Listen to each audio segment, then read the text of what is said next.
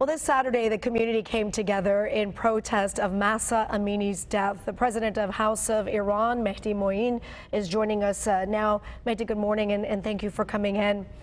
This event that happened over the weekend was supposed to start as a candlelight vigil, and it very quickly grew. If you were in the Balboa Park area over the weekend, you probably saw quite a few people marching and chanting.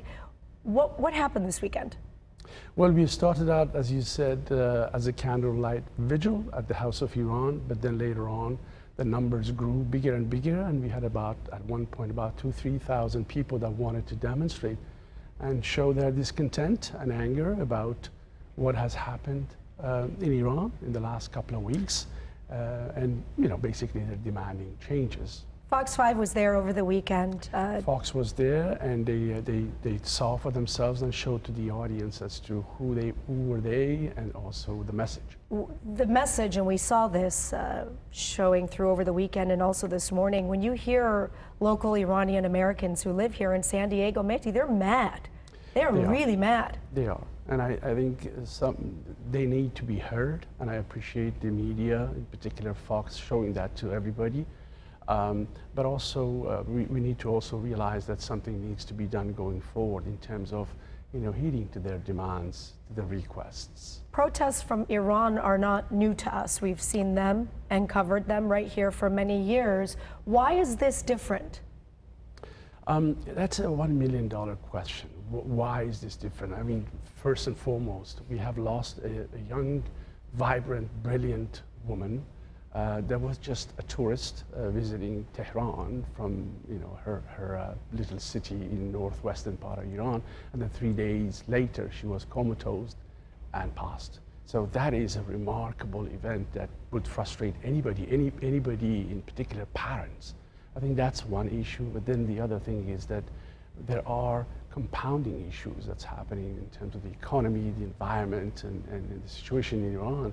And the youth in particular are asking for some kind of positive response in terms of the demands that they have.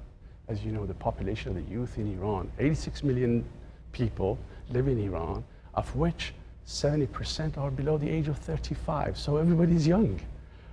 Therefore, they've got their demands: economical, environmental, social standings, employment, and all that. And I think that compounds the issue as well. Many of those who were killed were confirming dead. This is just confirmed. Many of those are the youth in Iran, and they're fighting back with the government with rocks. You see them fighting on the streets. They're calling for help. Internet has been shut down by the government to keep information from coming out. And the cries for help, Mehdi, over the weekend, I mean, we're seeing now Justin Bieber, different celebrities, people stepping up and saying enough is enough, that this has turned into more than an issue of just for Iranians, but just human rights. Absolutely, without a doubt. And we do appreciate all of the responses that we get from the celebrities as well as the politicians. We need help. We need to move forward. We need to repair things, and we need to do better. And that's the message that we have for the Iranian government as well. We want better life, and that's all that people are asking for, of which also the rights of humans, the young, the women, is another topic that needs to be addressed and also paid attention to. Well, we appreciate you stopping by and talking about this. And are any other events coming up that you know of right now? Don't know. The situation is very dynamic.